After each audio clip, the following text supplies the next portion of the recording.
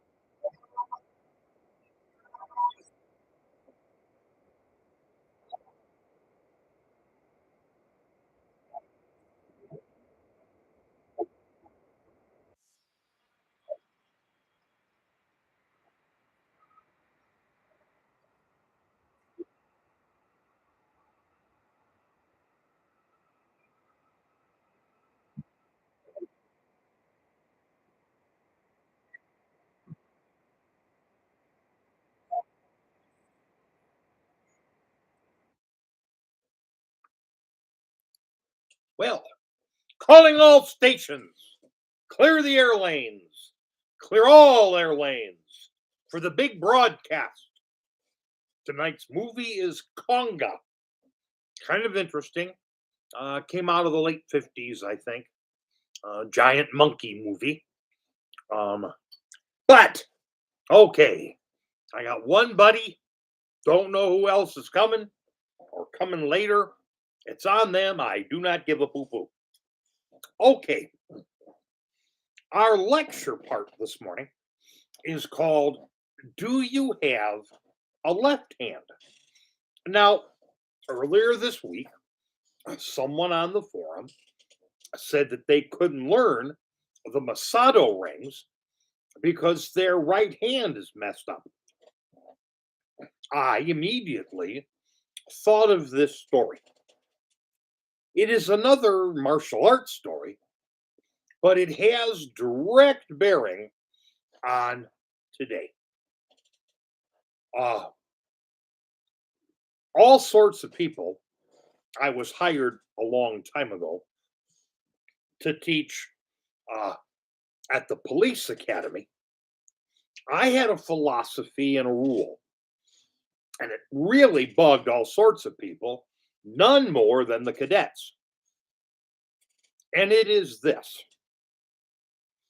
whichever your strong hand is, and we define that in military, police, combative services, your strong hand is the hand you use to draw, fire, aim, fire your service weapon.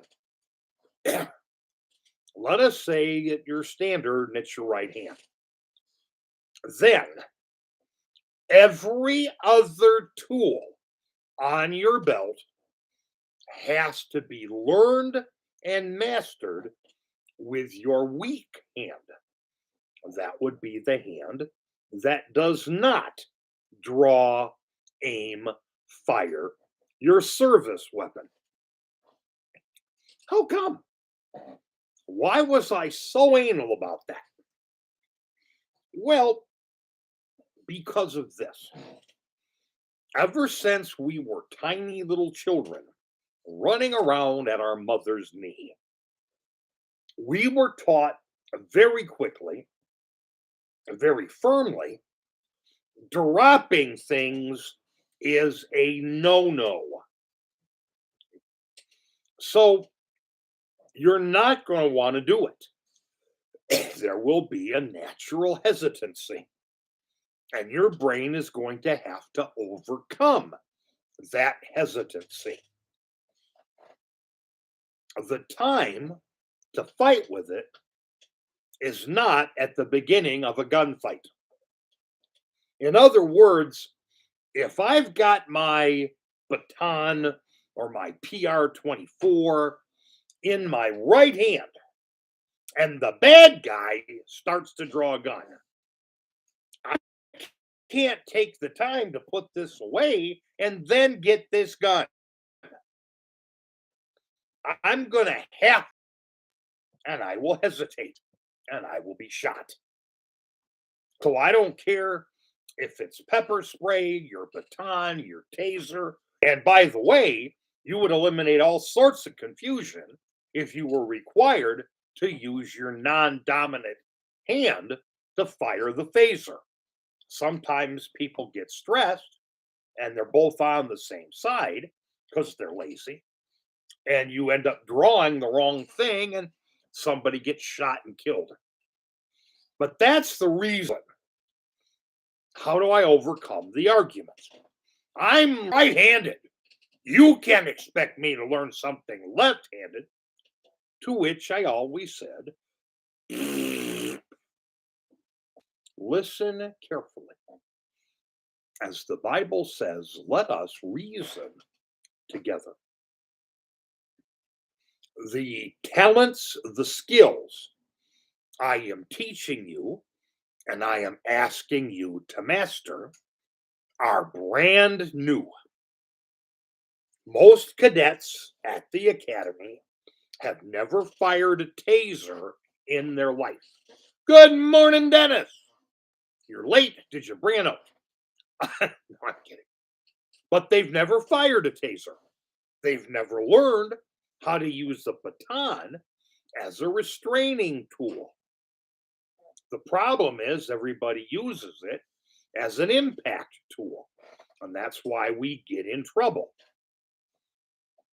Uh, the point is, these are all brand new skills. Well, if that's the case, it's irrelevant which hand you have to learn it with. It's going to be just as awkward here as it is over here, and vice versa. So, a lot of people refuse to do it. But to this very day, very, very occasionally, it happened a couple of months ago.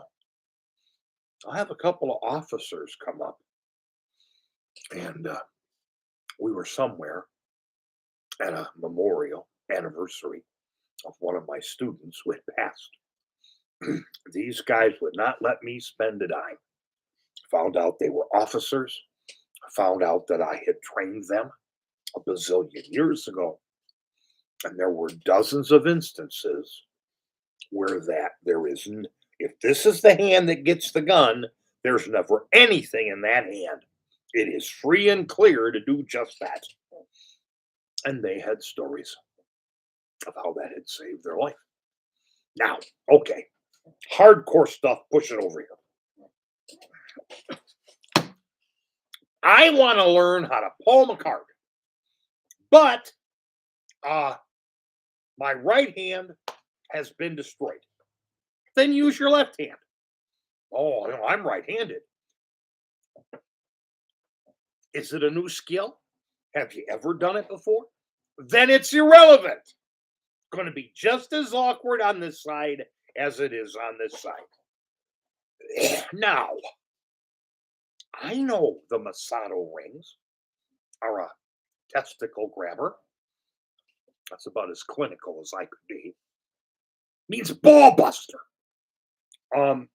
But seriously, or I just put Patrick Page doing his 3 card trick, which you can still get Penguin Magic.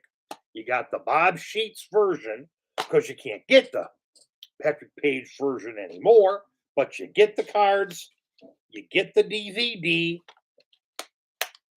and you bust your butt and you learn it. I showed you Brian Watson's anytime, any place, anywhere cup and ball routine. Again, if you're doing strolling magic, that's one to have. The whole setup. There's a bag that holds clothespins in real life that hooks onto the clothesline outside.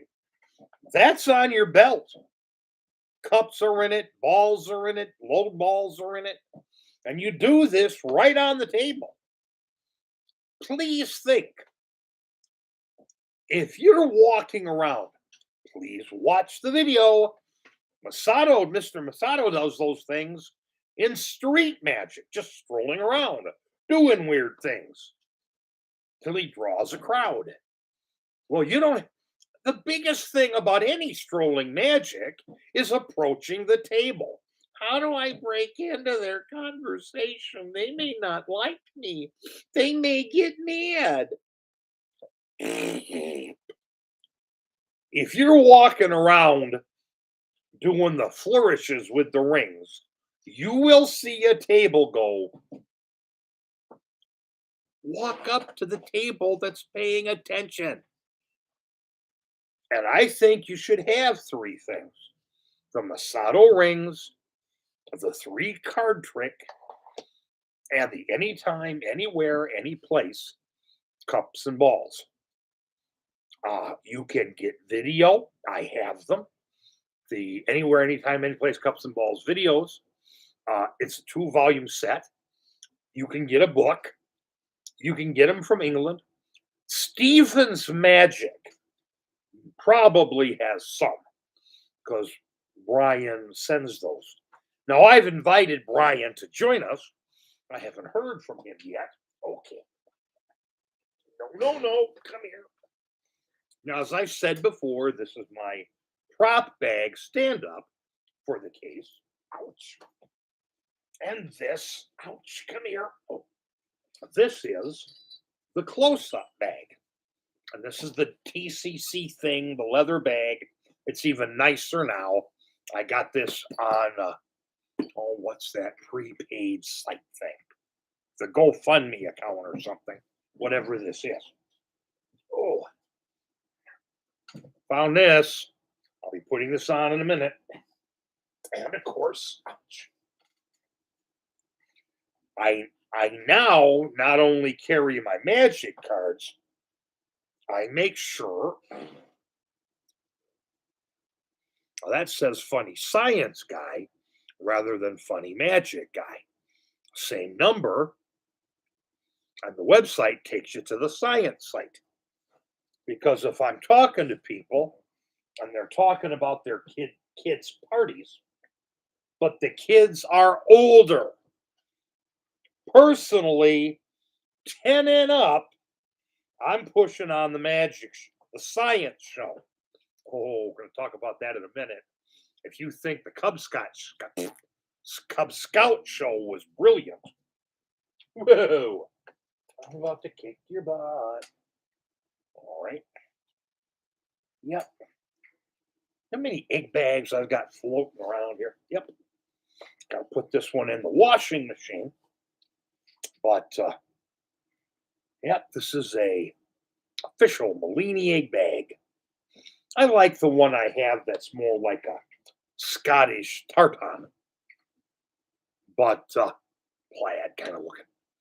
But I'm hunting and finding things and figuring out where they gotta go.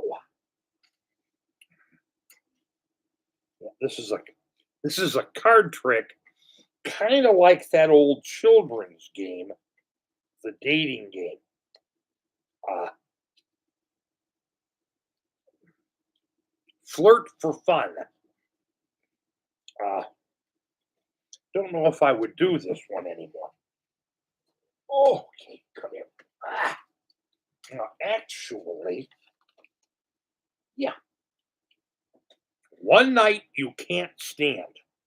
This is a card shark trick. And this, where I'm at, is actually, I got to do this. This makes cat grass for Christine.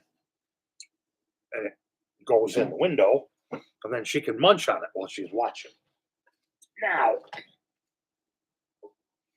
these are the Brian Watson cups, handmade, designed from the ground up to do anytime, any place, anywhere, cups and balls. Are not cheap, and I'll polish them up. I would like to sell these for pretty near what I paid for them because to me, these are a little light. He's got a set called the Watson Heavies. I really would want that set because it feels heavy. So when you put it on the table, now there is no chopped cup in here. Over here, if I can get there without busting my tuchus. Ah, now, these, and they need a slight touch up of polishing too. These are the Foxy cups from Rings and Things 2. And these are gorgeous. And these were $450.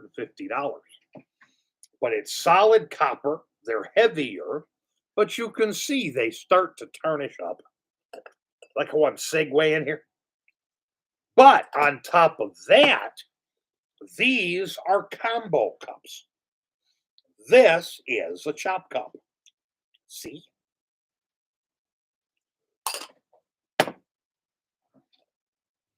And to be honest, Yeah, you could do the oh, give me a second. The John Mendoza chop cup version of Vernon's cups and balls, but I think the twin goblets from the Camarand Academy, where you just use one regular cup and one chop cup, is an absolute miracle. But keep your mind focused on this. You are never, if you do, it's going to happen once or twice. You are never going to have the conditions of the Magic Castle. You will not be sitting down at a nice table where everybody's in a semicircle around you and it goes up so they can see the table, and you are going to present close up magic in a theatrical setting. No. I have offered what I call the VIP option, where I go to these insane convention things in the hospitality room, and I would pick a corner. Now, what I would do not think I've ever done it. You take a corner, you put a table up, a couple of lights on the stands, some speakers. Not a lot, not a lot. You're not trying to be overpowering. Uh, you've got 12 chairs, and you tell whoever is running the night, hey, bring over 12 people, bring over your customers, bring over your best clients, whatever. 12 people will sit. I'll do 15 minutes, kill them, and send them off to do it again. We all know that would be spectacular. In 30 years, I've never sold it once. It just doesn't register. Oh, no, no, no, no, no. We just want you walking around. And they don't understand, well, that limits what I could do. But as I said, Brian Watson, anytime, anywhere, cups and balls. And guys, you really can do that. You can do it in kid shows, you can do it in senior shows, on and on and on.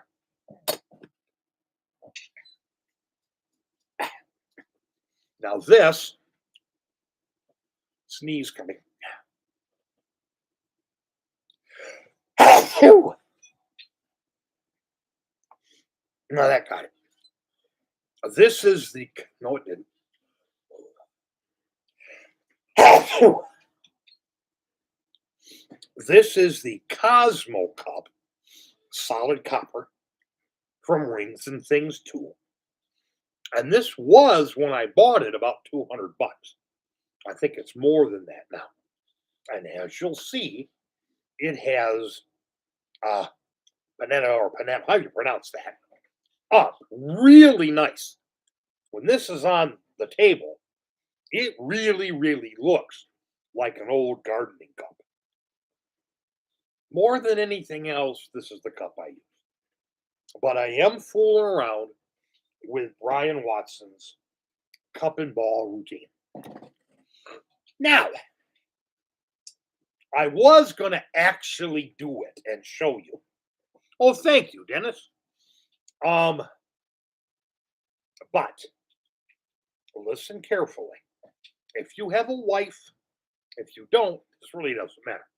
But if you have a wife, you want to do this wherever the slop sink is attached to the washing machine. You do not want to do this in the kitchen sink.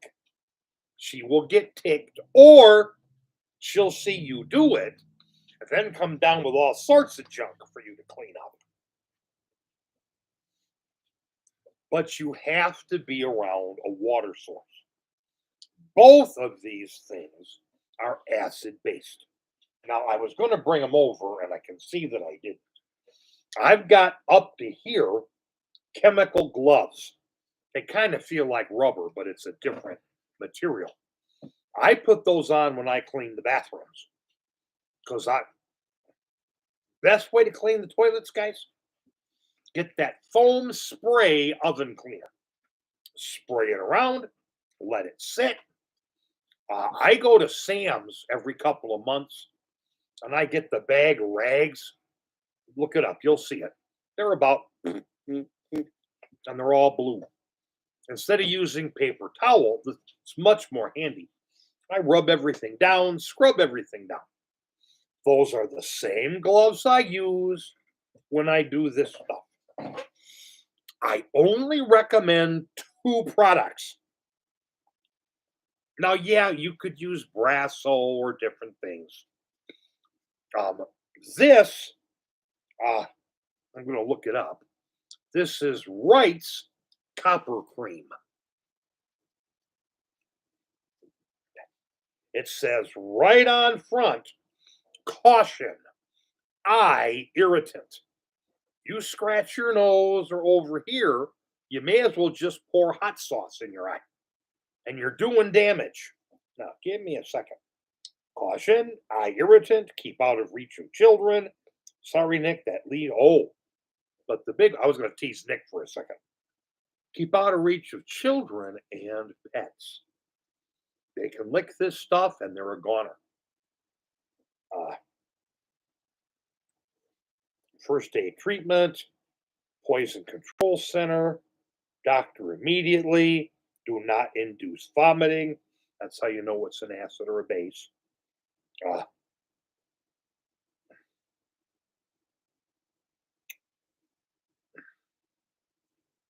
yeah, see, I don't see any talk about brass here. This is just for copper. Listen to the directions. Test in an inconspicuous area before using. Obviously, that would be inside the cup. Wear rubber gloves. Duh. Rinse copper in warm water. Yeah, that's why you're over a sink. You rinse them down. Then you take one of your rags. Now, there's a sponge in here that you could use as well.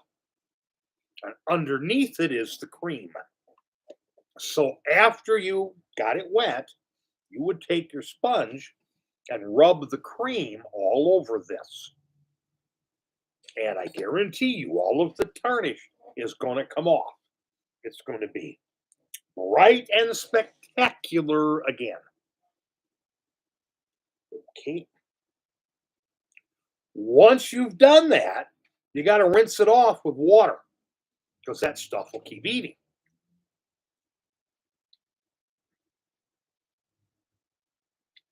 Then you take another one of your rags that hasn't been used yet and you dry it all off. Don't use this on lacquered surfaces. Now, works wonderfully, but you got a little problem.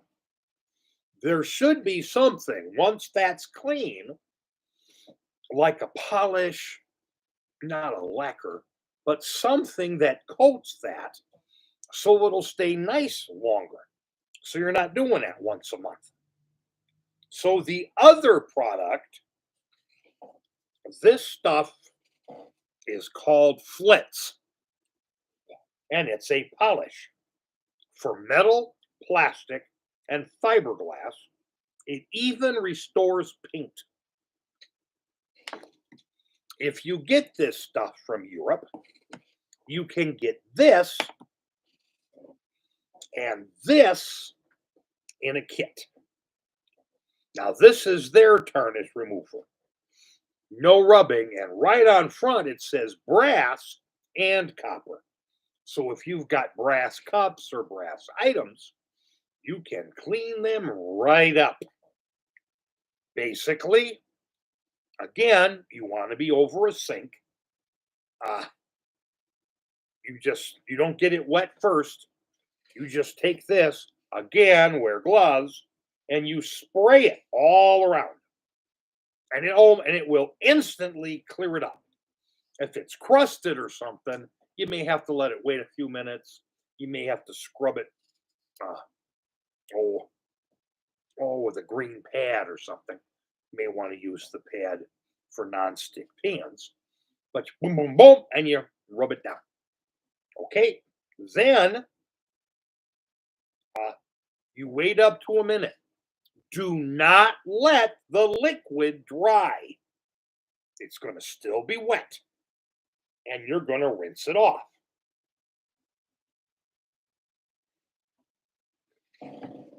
Then, as before, you you polish it up with a clean cloth or one of your shop rags. But here's the difference. Then you take a little bit of this and you put it on and you rub it in with a cloth and you keep polishing it up. The, the Flitz is a corrosion protector. Now, if you want the cups to dirty up like this, don't do this because it won't happen when you put this on. But when you put this on, it's going to be a while before you ever have to do it again. Therefore, this is my recommendation, and I will find a link and I will teach you where it is, and we'll go from there. Got to take my first break. Ouch. Oh, and you know what? Ouch. I'll be right back.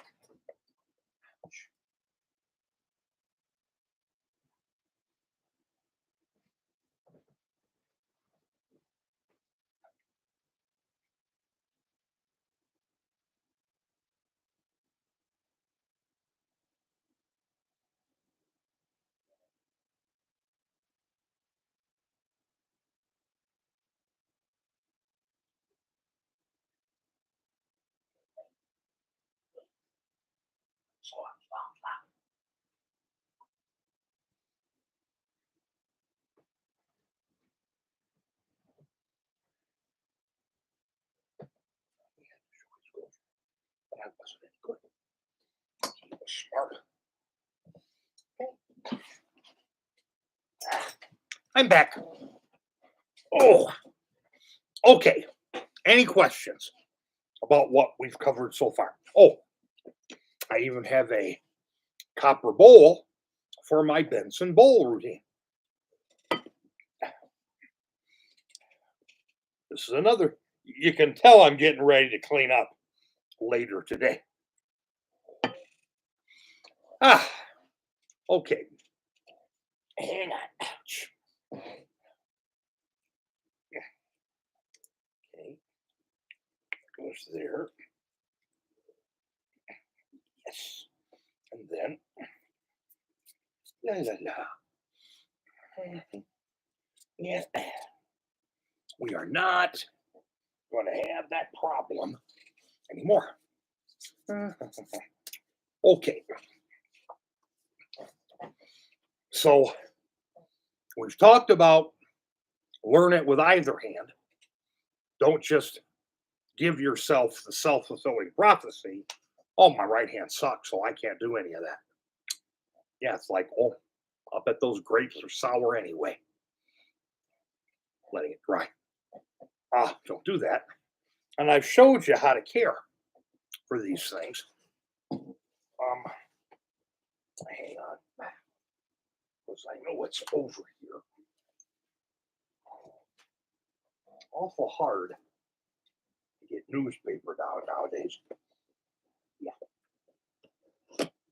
These are the suckers for my vanishing sucker trick that I got from Tim Sonnefeld. I love the fact that it's got those polyfoam coverings on them so they don't break.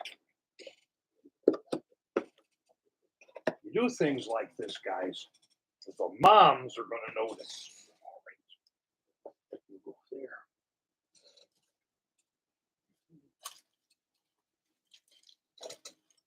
Don't know if I ever showed you that. That's a Patrick Page item as well. I don't want to have all these coins. I'll have to show it to you next week. I've got a little tiny mini chop cup, but it's out of wood, not metal, and pretty cool. Now, you would normally think that this is a dye tube because it's got a plunger in there that moves back and forth. This is actually something, and it's heavy. You could put a sponge ball in there. You could put a handkerchief in there. If there was something else here, you could push in a red sponge ball and just like the dye tube, steal it out of there. And this hand would have a green sponge ball. You see how I cross my arms? You would drop that in your jacket pocket and be clean. Doing it on this side. See if I do that, comes right out of there. Very clever idea from Patrick Page. Okay, second thing today. I've said this before. Now, those DVDs I showed you that are the master class of various card categories, palming, false shuffles, cuts, etc., etc. I got them on sale. I got all 5 or 6 DVDs for like $50. They're $75 now. I would still say buy them. There's no sense buying the card college. Are you really going to sit there and go through all 7 volumes, move at a time? If yes, buy it, get to work. But most people prefer to use audio visual teaching. But here is the really important part of card magic. The late Patrick Page has a whole DVD on this. And the point is this: locations, revelations, although it should be location/force, and then revelations. If I know 50 different ways to locate or force a card, but I only know one revelation, how many card tricks do I actually know in the eyes of the lay audience? They don't see the invisible stuff. And if your whole revelation just only says, ta-da, you know one trick, and it's not very good. But what if I knew only one location, one force, but I knew 50 revelations? Then I know 50 tricks.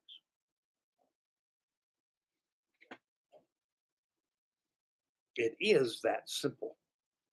Now, I got to figure out how to get that roll on ball and top off of. I just figured it out. Because now I can take this and refill this. I like the idea of being able to roll ball on my thumbs because that's really going to be the spot you're going to need. But again, I'm going to show you the easiest one. And I do it all the time. First, even if I'm going to force something, leave the jokers in the deck. Get in the deck, let them mix them up. Let them look at them. You don't care. They're never going to find the marks. And I usually don't use them if I'm in fast company. Then if somebody says, oh, mark cards, I always turn the deck over. Yeah, or you wouldn't know which card was which, which kind of smacks the smart ass. If he keeps pushing, I'm going to say, Skippy, do you know how to look for mark cards? You're trying to portray yourself as an expert. How do you look? How do you know you're not getting ripped off in a game? And they're going to go, "Wee, wee, wee, blah." Move in, guys. I'll show you. Never do that when that hand lotion is still a little wet because I just got it on my tongue and I do not recommend that. Somebody vanished. We're down to one. If you're still here, say hi. That way I know. But you do the flip thing and you tell them you're looking for things moving around. You'll notice nothing is. They shuffle. You take them back and you say, I'm going to keep talking. I don't want you to think I'm counting cards because I'm not. But now you just start overhand shuffling. Hi, hi, Dennis. Nick, you still there? You just start overhand shuffling. And you say anytime you want, anytime. Just say stop. When they say stop, you stop. This card, or do you want me to keep going? Do whatever they say. If they say this card, push it out and let them take the card. Now, right now, I want to point out, yep, okay, so you're still, oh, now we're up to three.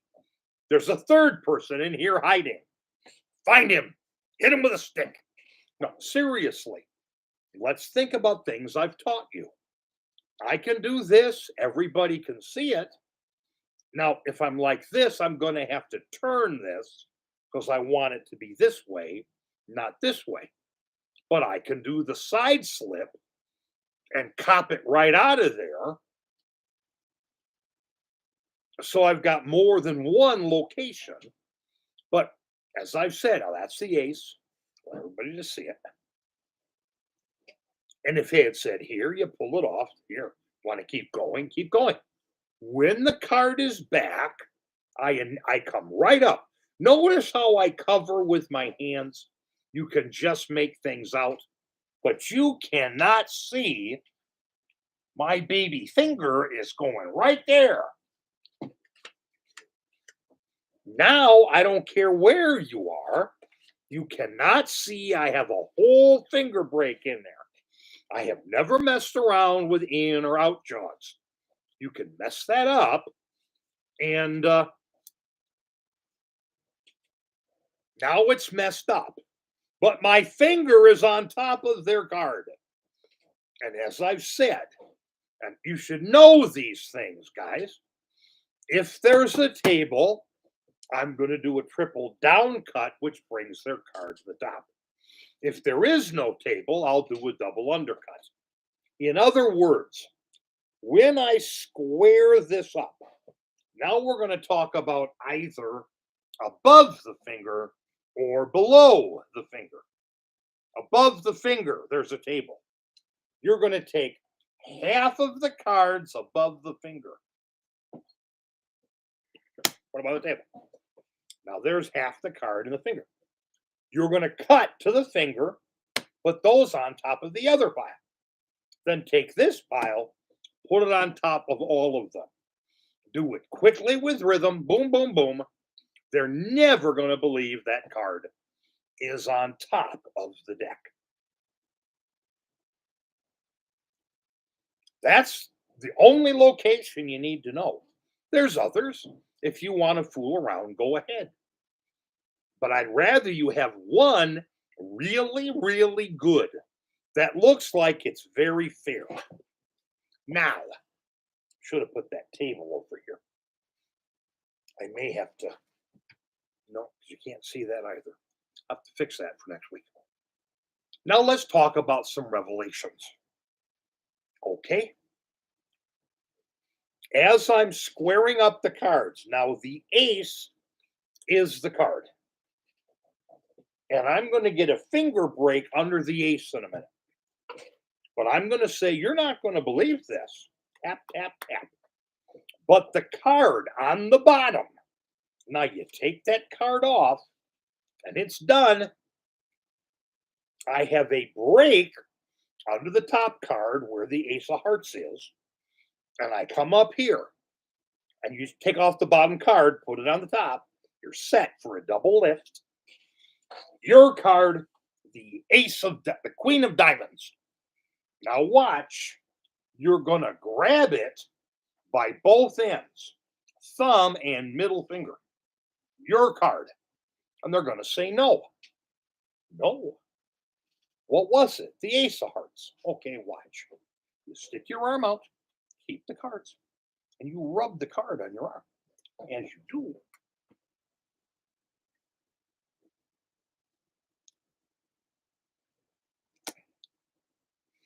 and you just, there's no queen. Now you got to be careful of the angles. You don't want them seeing that the card is actually in this position, but you're just going to come up, put a little pressure on it, and you're going to go pip, and it's going to flip like that. And when you put it here, you get rid of the evidence because now they think the other side. No, it's card. Okay. Here's another great one. And again, I'm going to get ready for the double lift. And I do the Vernon get ready that he personally taught me. Card is selected. You have located it, put it on top of the deck. Would it be a great trick if your card, and you always take the top card off, relax the other arm holding the deck, touch them if your card was on top of the deck? And they're all going to say yes. Now you come back. Would that be a good trick? Yes. You do the double lift. I can't do it, but it would be a good trick. Now watch. This hand, you're not going to be able to see it. Well, I might, no, I have to get way back here. You're going to just toss the top card down on the table. Again, this assumes you have the table. Now the truth is that the queen is here, but you tossed the ace on the table. And you say, was that really not your card? All I'm going to do again is drop my arm and get a little finger break. And remember, I've got the good stuff on my hands. You say, no. What card did you think it was? Queen of diamonds. It wasn't the queen of diamonds. Yes, it was. No, it wasn't. Look. You see how I stick my arm out? Look. That puts me in the position to do the palm I've shown you, that I just bump the top, do not move the top hand, push up with the deck. I have now palmed it off. And when they turn that card over and they go, you're reaching in your pocket. Now, if you don't have a sport jacket or a loading wallet, it doesn't matter. You just then say, no, see, I don't let the queen of diamonds in my decks. It's confusing. Everybody thinks they see it, but I keep it over here so you can't. Are you getting the message? I'll have to find it and also put it on our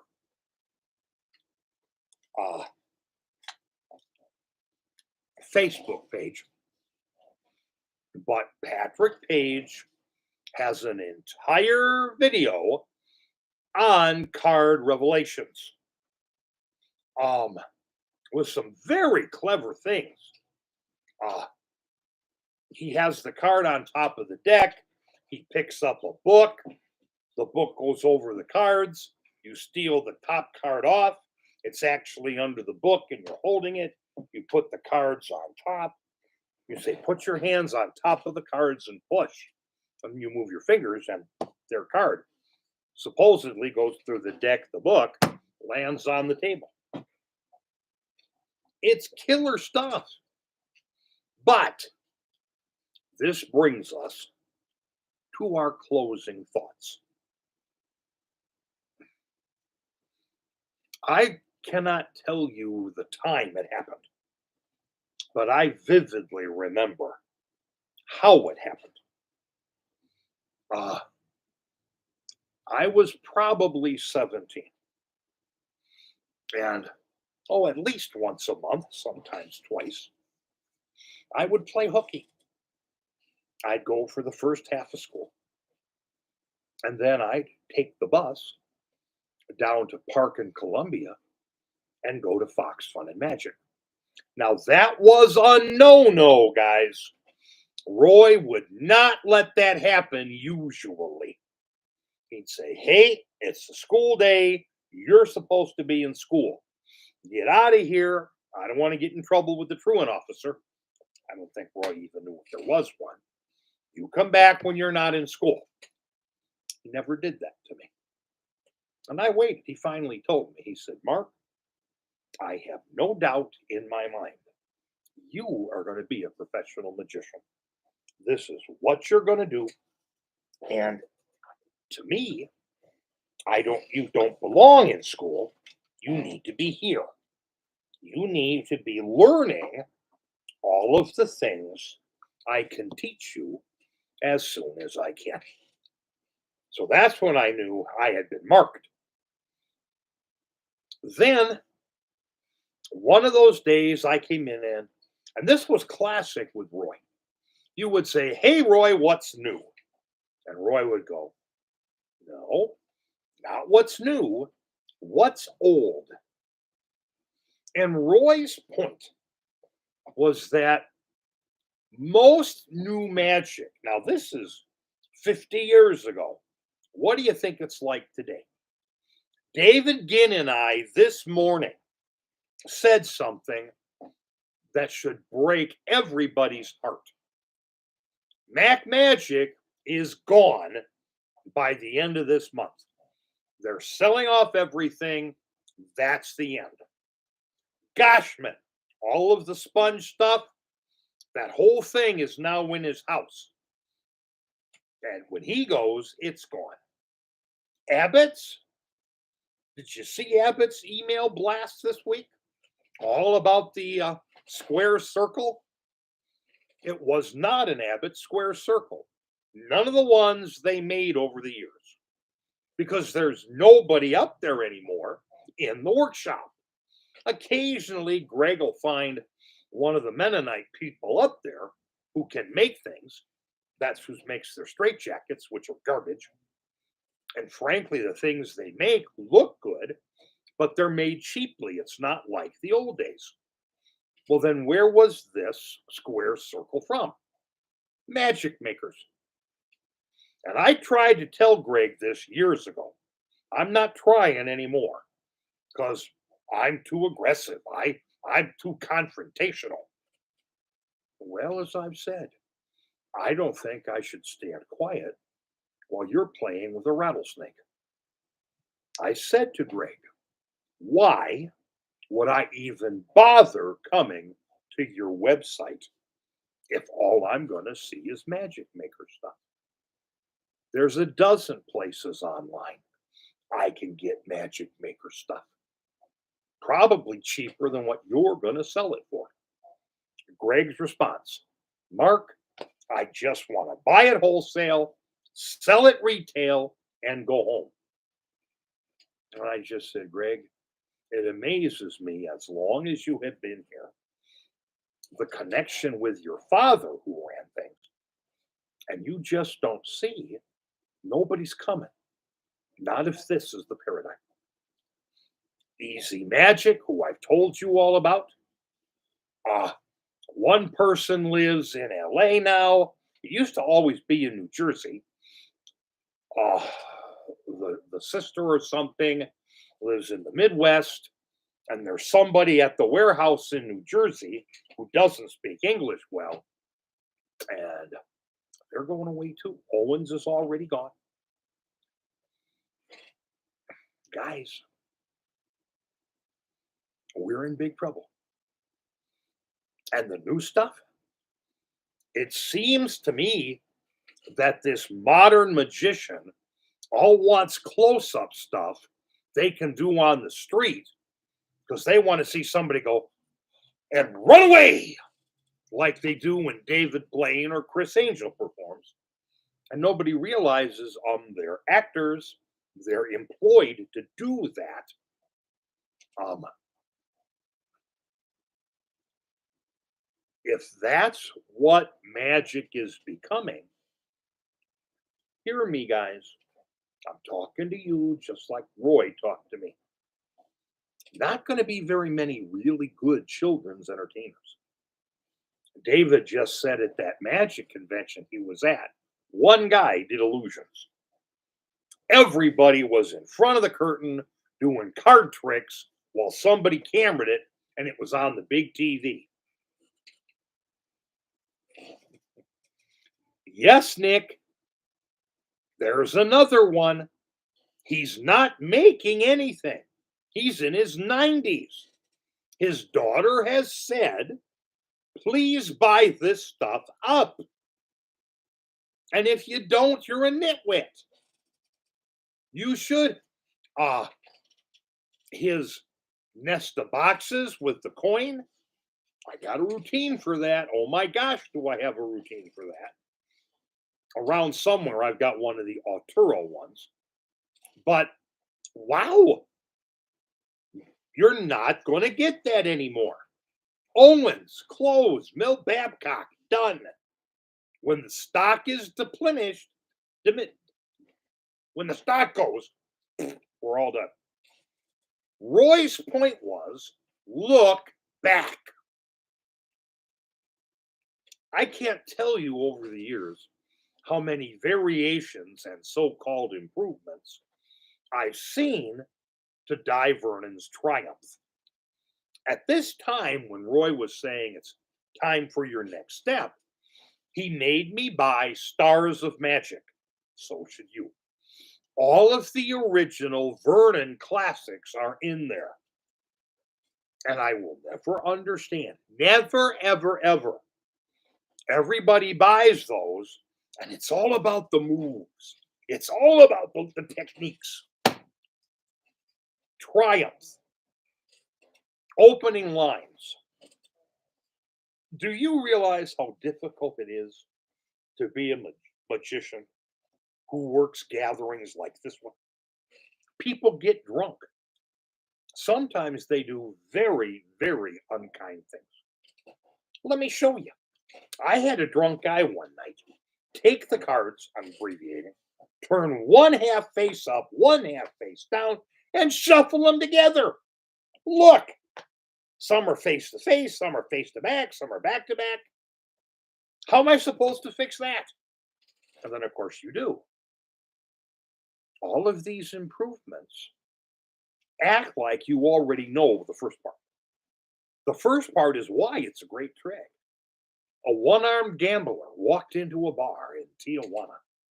Oh, you've got their attention. It's all in there. And he said, Mark, there's gold in them thar hills. But you have to have the work ethic to make the effort and dig for it. That is my lesson to you today. There is plenty of gold in those thar hills. The complete magician. I get my hand on one of those. There's some brilliant things in there. And Billy McComb told me 30 years ago do things that are messy and a pain in the ass to make because others won't. Masato rings. Duh, nobody wants to work. Anytime, anywhere, cups and balls. Oh, I got to gather all that stuff. I got to put it on me. I got to learn all those moves. Yes. Why do you think the public believes there's not a dollar worth of difference between any of the magicians out there? If it wasn't for the close up camera and video, 80% of these guys would be worthless. None of them could be Mark Wilson. None of them could be Doug Henning, even though Doug did do close up because he was a student of Vernon, but he did a lot of other stuff too. Any questions? I'm pretty sure I did everything I said I was going to do today. I know, I know. You want the red and blue card trick. I'm trying to remember which one that is, Nick. If we're talking about the Chicago opener, if we're talking about my version of the color changing deck, which I have to tell you, I've had some really top line card people.